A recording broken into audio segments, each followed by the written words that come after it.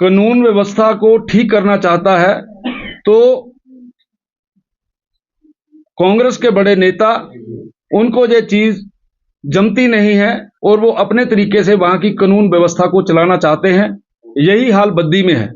बद्दी में एक अच्छी अफसर वहां पे काम कर रही थी। आम जनमानस की ये आवाज है कि कानून व्यवस्था को ठीक करने में एसपी मैडम का बहुत बढ़िया काम वहां पे चल रहा था, लेकिन क्योंकि वहां पर कांग्रेस के बड़े नेताओं की इलीगल माइनिंग चलती है, बड़े नेताओं के टिप्पर फंस गए वहां पे, बड़े नेताओं के वहां पे मशीनरी जो है वो पकड़ी गई पुलिस द्वारा, और इन सारे इन सारी चीजों के कारण से कांग्रेस के बड़े नेताओं को एसपी के काम करने का तरीका रास नहीं आया।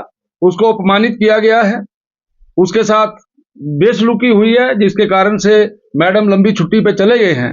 हम इस घटना की घोर निंदा करते हैं और सरकार से ये अपील करते हैं कि वो अपने इस प्रकार के जो उनके नेता हैं, उन नेताओं के कामकाज के ऊपर लगाम लगाए। ये तो केवल कोर्ट का डिसीजन है, उसकी कोई नोटिफिकेशन इस सरकार ने नहीं की है। और ये मैं मानता हूं कि हिमाचल प्रदेश के अंदर इंडस्ट्री को डिस्टेबलाइज करने में सुखविंदर सिंह सुक्खू जी का बहुत बड़ा हाथ है। उन्होंने इंडस्ट्री को यहां पर कमजोर किया है, जिसके कारण से इंडस्ट्री यहां से जा रही है। आपके ध्यान में रहे, जो स्टील इंडस्ट्री है, स्टील इंडस्ट्री यहां से लगातार जा रही है, जिसके कारण से हजारों नौजवान जो हैं वो बेरोजगार हो रहे हैं। बाकी इंडस्ट्रियों ने भी अपनी जो प्रोडक्शन है उसको कम कर दिया है। इस प्रकार का हिमाचल का माहौल होने के बाद हिमाचल प्रदेश के इंडस्ट्री मिनिस्टर और उनके साथ कुछ एमएलए फॉरेन दौरे पे गए हुए हैं, विदेश के दौरे पे गए हुए हैं कि इन्वेस्टर्स को ढूंढना है।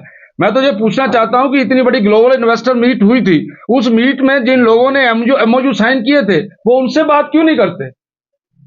इसलिए ये सरकार पहले एक बार दुबई गई है, आजकल कहीं दूसरे देश में गई है, तो इसलिए मुझे लगता है इन दौरों का आके आम जनता को हिसाब किताब देना चाहिए कि कितनी इन्वेस्टमेंट जो है वो हिमाचल प्रदेश के अंदर आई।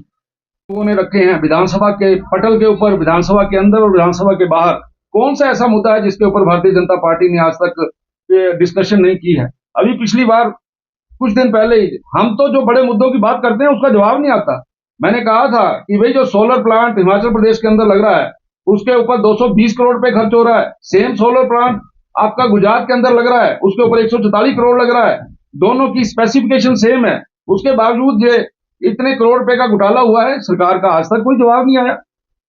हम जिन विषयों को लेके बात करते हैं उसके बारे में कोई जवाब आता नहीं है। और सरकार तो एक, मैं कहता हूं, झूठ बोलने की एक सीमा होती है। माननीय मुख्यमंत्री जी पता नहीं कौन सी दवाई खाते हैं सुबह उठकर कि जो झूठ ही बोलते हैं पूरा दिन। और कोई उनको, आप गारंटियों के बारे में कितना झूठ बोल रहे हैं कि हमने 5 गारंटियां पूरी कर दी है, बताओ तो सही क्या किया? आप पत्रकार मित्र हैं, आप ही करिए इसका विश्लेषण कि जो सरकार बोल रही है वो सरकार बिल्कुल झूठ बोल रही है ना। इसलिए इस सरकार के बारे में जो जश्न बनाए जा रहे हैं, ठीक है, इनको लगता है कि ऐसे काम करने से जश्न मनाना चाहिए, तो इनको मुबारक है, लेकिन लोग पक्का अगले 3 साल के बाद एक बड़ा जश्न मनाएंगे। आप हिमाचल प्रदेश की सरकार पे पिछले 2 वर्षों से जहां भी आप नजर दौड़ाएंगे आपको ये लगेगा कि हिमाचल प्रदेश की सरकार ने किसी भी प्रकार का कोई अच्छा काम नहीं किया है।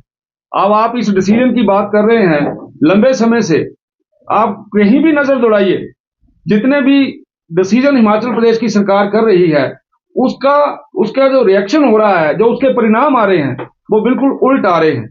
अभी गारंटियों को लेकर हरियाणा में सुखविंदर सिंह सुक्खू जी गए, वहां पे हरियाणा में इनकी हार हुई। महाराष्ट्र के अंदर इन्होंने वहां झूठ बोला है कि मैं 18 वर्ष से ऊपर की कोई भी कन्या, कोई भी महिला, और एक परिवार में अगर 5 है तो मैं 18 साल से ऊपर वाले को 1500 रुपया दे रहा हूं। सरासर झूठ बोला है। इसी तरीके से जो आपने विषय लिया है, इस विषय पे भी मैं ये कहूंगा कि टॉयलेट वाला विषय ले लीजिए, अभी नलकों के मीटरों का पैसे वाला विषय ले लीजिए।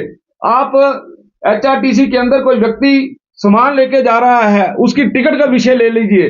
पिछले लंबे समय से कोई भी निर्णय ठीक नहीं हुआ।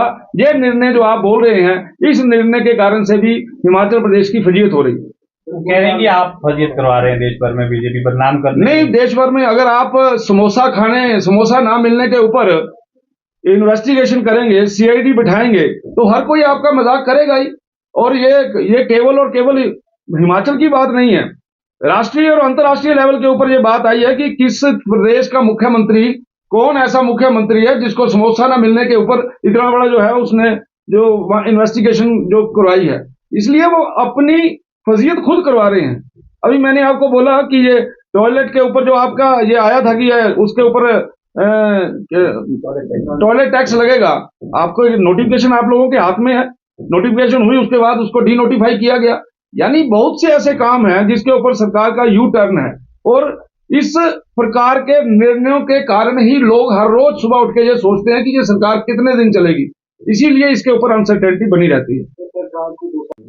निश्चित तौर से कुछ समय पहले इसका इन्वेस्टिगेशन हुआ था, और उस इन्वेस्टिगेशन के बाद अब मुझे ऐसा लगता है कि जो लोग पकड़े गए हैं उनके ऊपर निश्चित तौर से जो इंक्वायरी हुई है उसमें वो दोषी पाए गए होंगे। और मैं तो ये कहता हूं जो भी व्यक्ति चाहे जितना मर्जी बड़ा हो, जितने मर्जी बड़े नेता के साथ उसके संबंध हो, जो अच्छा काम नहीं करेगा उसको अंदर होना ही पड़ेगा। और ये हिमाचल प्रदेश के अंदर शुरुआती दौर है, इसी प्रकार के और मामले भी ईडी के सामने आए हैं। मुझे लगता है उनके ऊपर भी आने वाले दिनों में एक्शन होगा। संकट है या कोई सियासी भूचाल हिमाचल प्रदेश में आ सकता है? हिमाचल प्रदेश में कांग्रेस की सरकार ने, आदरणीय श्री सुखविंदर सिंह सुक्खू जी ने पहले ही दिन से बहुत बड़ी गलती की थी कि अपनी सरकार के अंदर चीफ पार्लियामेंट्री सेक्रेटरी बनाए गए, जो कि सरासर गलत थे।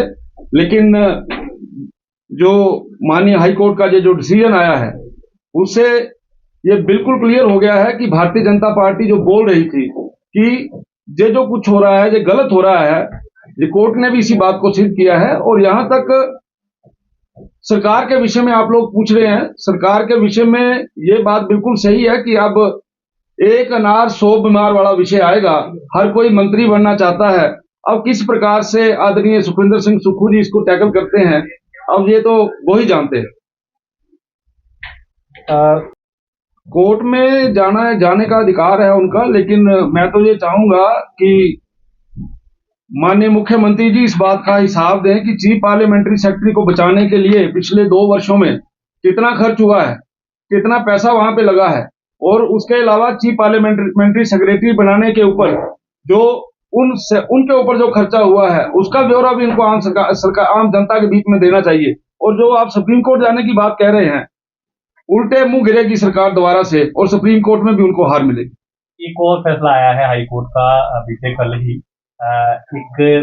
जो फेल होने का कई बच्चों को जश्न मनाने की आदत होती है, इसलिए ये सरकार फेल हो गई है, ये फेल की खुशी में जश्न मना रही है और इनको मनाना चाहिए। लेकिन आम व्यक्ति के पास आप जाएंगे तो जब से हिमाचल प्रदेश बना है, हिमाचल प्रदेश के इतिहास में इतनी निकम्मी सरकार और इतना निकम्मा मुख्यमंत्री किसी ने नहीं देखा। इसका जवाब तो हर्ष महाजन जी देंगे, इसके बारे में तो मैं कुछ नहीं बोलूंगा।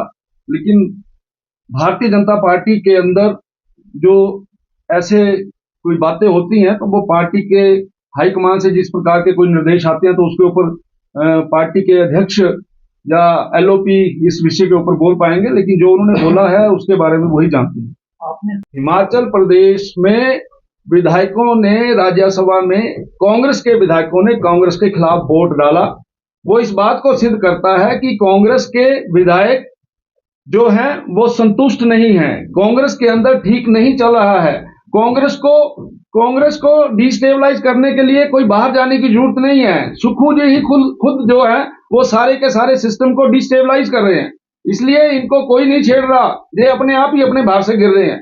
इसलिए हमारा इसमें कोई लेना देना नहीं है। अगर आप अच्छा काम नहीं करेंगे तो लोग आपके साथ नहीं चलेंगे, इसीलिए आपके विधायकों ने आपका विरोध किया।